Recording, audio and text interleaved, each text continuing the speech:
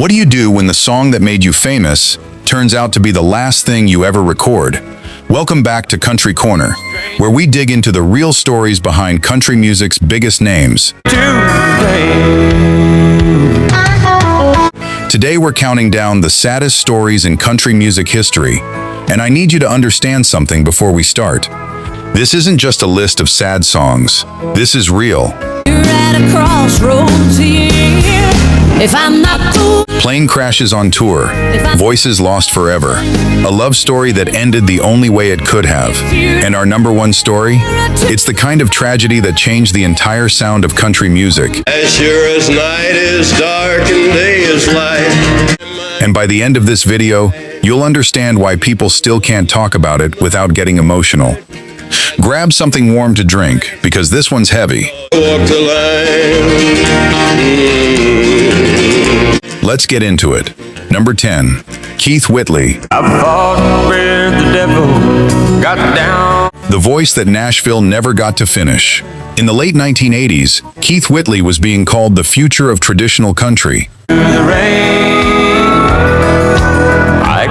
That voice, smooth, aching, effortless, earned him comparisons to Lefty Frizzell and George Jones before he'd even hit 30. Brothers, crucified by lovers, but through it all. He had the songs, the label behind him, the momentum. Everything was lining up.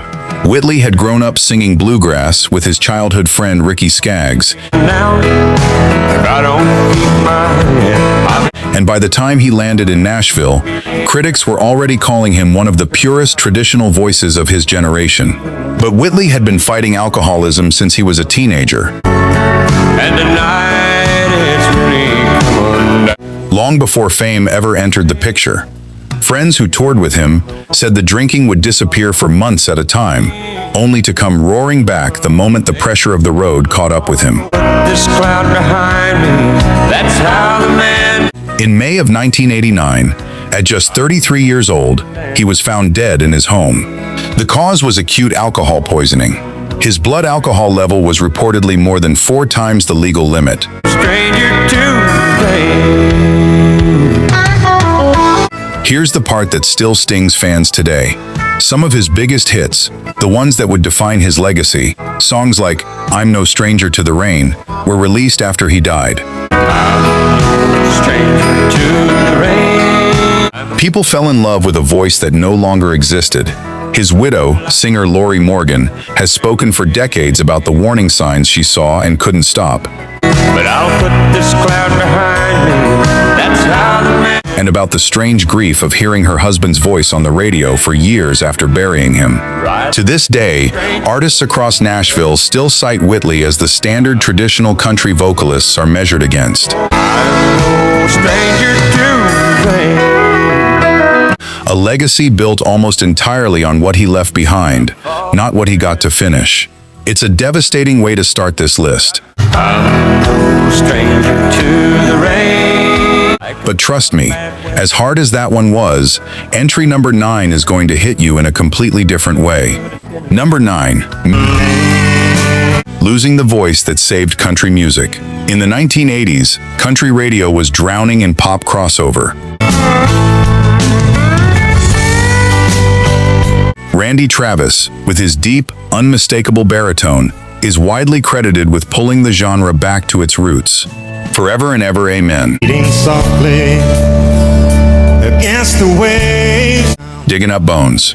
He wasn't just a star, he was a rescue mission for traditional country, arriving at a moment when record labels were convinced nobody wanted honky-tonk anymore, Heard you whisper my name. and proving, album after album, that they were wrong. Then in 2013, Travis suffered a massive stroke following complications from viral cardiomyopathy. When I heard you. He nearly died. Doctors reportedly gave him a small chance of survival, and he spent weeks in a medically induced coma while his family and fans held vigil. Whisper my name. He survived, but the stroke left him with severe aphasia, robbing him of the ability to speak fluently and effectively silencing the voice that had defined a decade of country music. I don't know.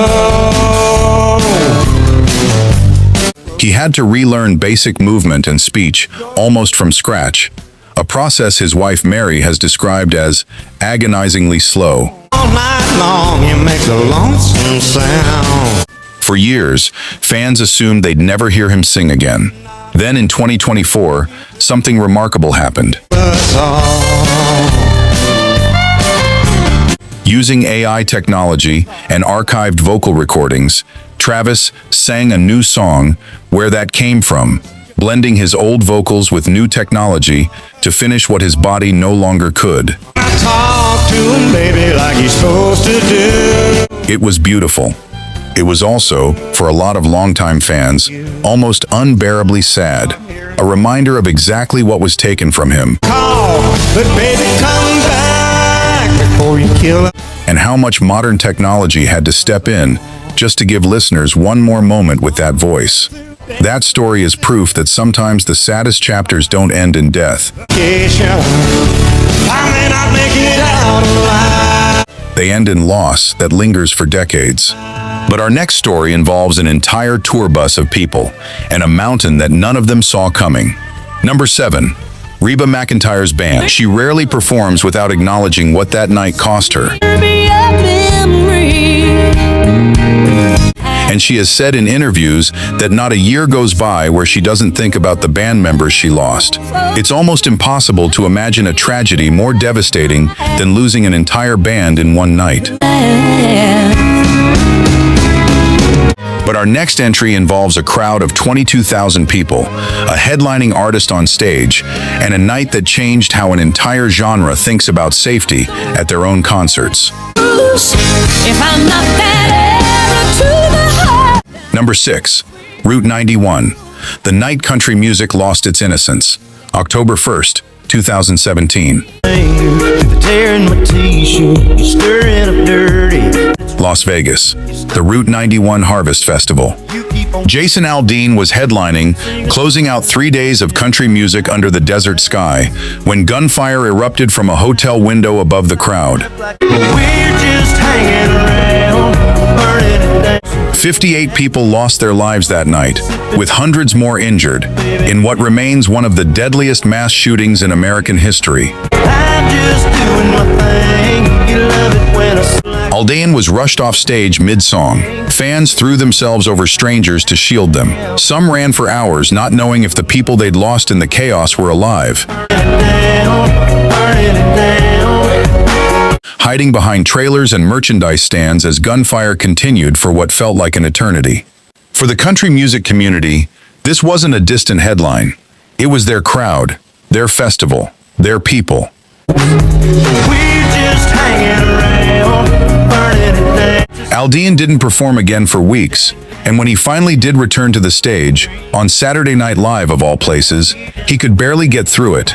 When I sing makes you feel like an angel. Visibly shaken in front of a national audience. Other artists who had performed earlier that weekend spoke publicly about the guilt of having survived a tragedy their fans didn't.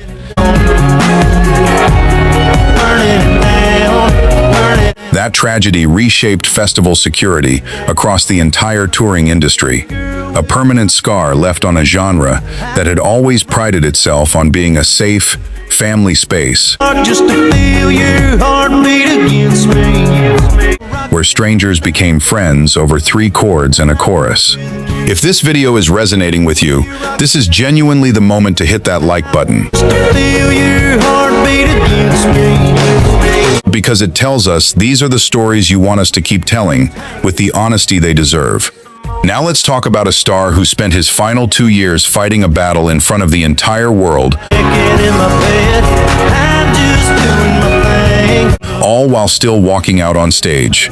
Number 5, Toby Keith, fighting in front of everyone. Uncle Sam, put your name. In the fall of 2021, Toby Keith was diagnosed with stomach cancer.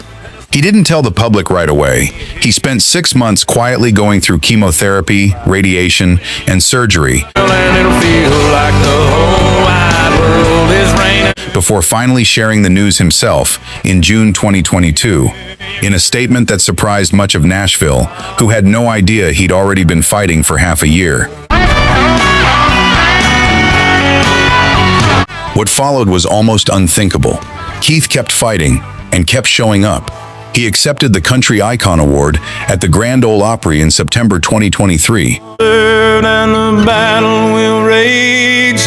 This bit. Visibly thinner, but still standing tall in front of the crowd, drawing one of the longest standing ovations the Opry stage had seen in years. We'll put a boot in your ass. It's ain't 2 months later, in December 2023, he played 3 sold-out shows in Las Vegas.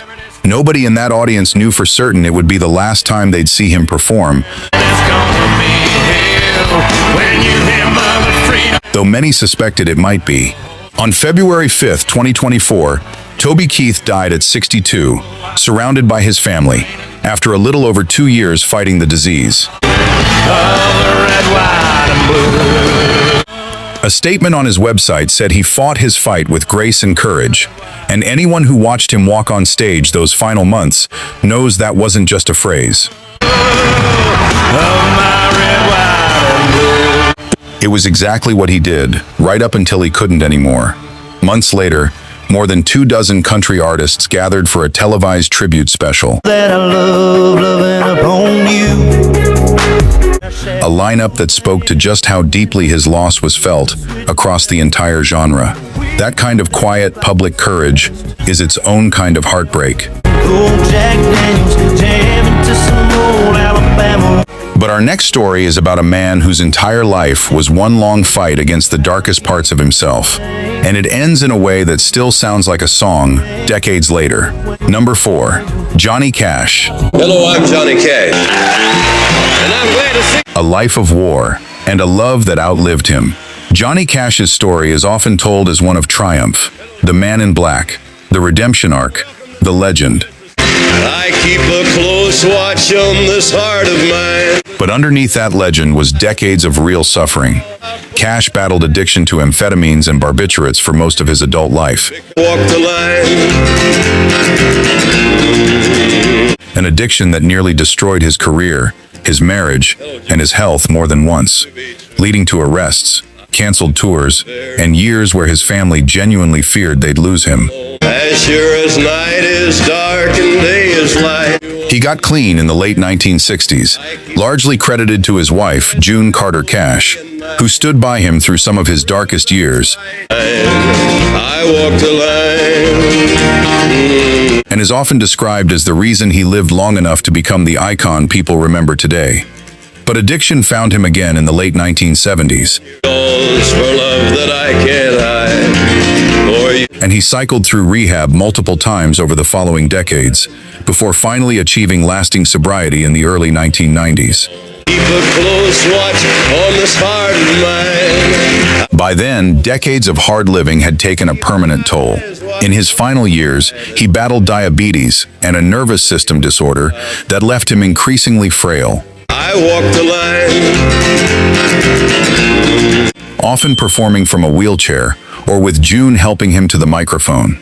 Then, in May 2003, after 35 years of marriage, June died And I'm a fool for you. 'Cause you're mine. following complications from heart surgery. Those close to Johnny said he simply stopped fighting after she was gone. He kept recording. Some of that final work, including his haunting cover of Hurt, I keep you on my mind both day and night. is considered the most emotionally raw of his career. But his health collapsed fast in the months that followed her death. Just 4 months after losing June, Johnny Cash died in September 2003. You've got a way to keep me on your side. Family and friends have always maintained the same thing. He didn't die of diabetes. He died of a broken heart, unable to imagine life without her in it. He'd reportedly told friends in his final weeks that he was ready to go, that staying behind without June simply didn't make sense to him anymore. I eyes wide open all the time. I keep. It's the kind of story that sounds like it belongs in a song, because in a way, it already was one, decades before it happened. But even that story doesn't compare to what's coming at number 3. This next one happened in the back seat of a car, on a road nobody else was watching. Number 3, Hank Williams, dead at 29.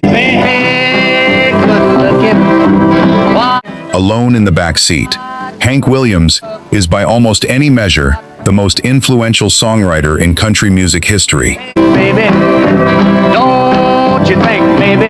I'm so lonesome I could cry. Your cheatin' heart.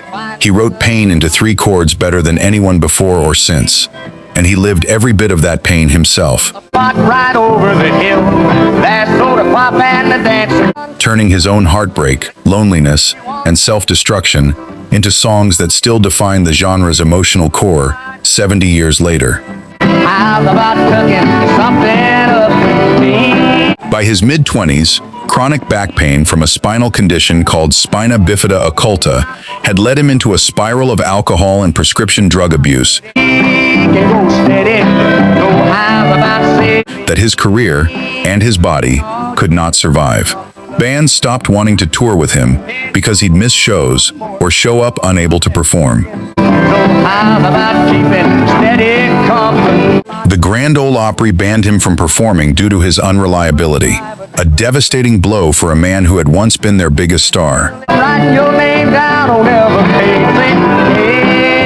On New Year's Eve, 1952, a 19-year-old driver was hired to drive Hank to a concert in Ohio because Hank himself wasn't in any condition to travel alone. Somewhere along that overnight drive, Hank Williams died in the back seat of the car, alone, unnoticed for hours, as the driver kept going. Unaware his passenger was already gone, not realizing anything was wrong until he stopped for gas. He was 29 years old. He was found on New Year's Day, 1953. The most influential voice in the history of the genre, gone before he even reached 30. And country music has never really stopped grieving him. His funeral in Montgomery, Alabama, drew a crowd so large that thousands had to stand outside because the building couldn't hold them all. You'd think nothing could top that, but our number 2 entry isn't about one life lost. It's about a tragedy so sudden, it happened in the time it takes a plane to fall out of the sky. Number 2, the crash that took Patsy Cline. By 1963, After midnight, out in the moonlight, Patsy Cline had already survived 2 brutal car accidents that nearly killed her. She'd fought her way back from a windshield through her forehead, scars she never hid. I walked for miles along the highway. A broken hip she pushed through, insisting on performing in a wheelchair, with stitches still visible, rather than cancel a single show. After midnight, searching for you. She had survived so much already that people around her half believed she was unstoppable. On March 5th, 1963, Cline was flying home from a benefit concert in Kansas City. And as the skies turned gloomy, night winds whispered to me. When the small plane she was traveling in went down near Camden, Tennessee, in bad weather. She was killed instantly, along with the pilot and 2 other country stars on board. Just hoping you may be somewhere. Cowboy Copas and Hawkshaw Hawkins. Patsy had reportedly told friends before boarding that she had a strange feeling about the flight, but went anyway, eager to get home to her children. Riding on his pillow. She was 30 years old. Cline had only been recording for about 8 years, but in that short window, she completely redefined what a woman's voice could do in country music. Crazy, I Fall to Pieces, Walkin' After Midnight. A decade later, she became one of the first women inducted into the Country Music Hall of Fame. The midnight searching for me. a recognition of just how much she'd changed the genre in such a brief career. She had survived death twice already. The third time, there was no walking away. Just like we used to do, I'm always... And that brings us to number one, the story that, more than any other on this list, still shapes how country music tells the truth about grief to this very day. Number one, Concrete Angel. Walks to school with a lunch heap. The song country music still can't listen to without crying. Our final story isn't about a person who lived and died in the spotlight. And the same dress she wore yesterday. It's about a song, and what it did to an entire genre's willingness to tell the hardest truths out loud. In 2002, Martina McBride released Concrete Angel, a song about a young girl trapped in an abusive home. But she doesn't ask. A child the adults around her failed to protect, told through the eyes of a classmate who watched it happen, and couldn't understand why nobody stepped in. Sometimes she wishes she was. The song doesn't end with rescue, it ends with a funeral. McBride, who had already tackled domestic abuse years earlier with Independence Day, has said this song came from an even harder place. Give her wings and she flies to... Wanting to give a voice specifically to children who couldn't speak up for themselves. What makes this different from every other story on this list is that it wasn't inspired by one specific child. It was inspired by all of them. Somebody cries in the middle of the night. Co-writer Rob Crosby has spoken about the flood of messages he and McBride received from listeners over the years. People who heard themselves, or someone they loved, in those lyrics. When morning comes, it'll be too late. Survivors, family members, people who never told anyone what happened to them until this song gave them the words. Rise above, but McBride herself has said that at nearly every concert since, someone finds her afterward just to tell her their own story, one this song finally gave them permission to say out loud. Rolling Stone would later call it the saddest country song ever written, but the real weight of Concrete Angel isn't in the ranking, it's in what it proved. an angel girl with an upturn. That country music, at its absolute best, isn't just about broken hearts and cheating spouses. It's willing to sit with the darkest things that happen to the most vulnerable people and say them out loud when almost nothing else will. As hard as a stone in a... That's why it's number one. Not because it's the most famous tragedy, because it's the one still doing the most good all these years later. She's loved. So there they are, 10 of the saddest stories country music has ever lived through. Voices lost too soon, love that outlasted life itself, and a song that gave a voice to children who never had one. If any of these stories moved you the way they moved me putting this together, you might find yourself wanting more of this, the real history behind the songs, not just the hits. In a world that she can rise up. That's really all this channel is.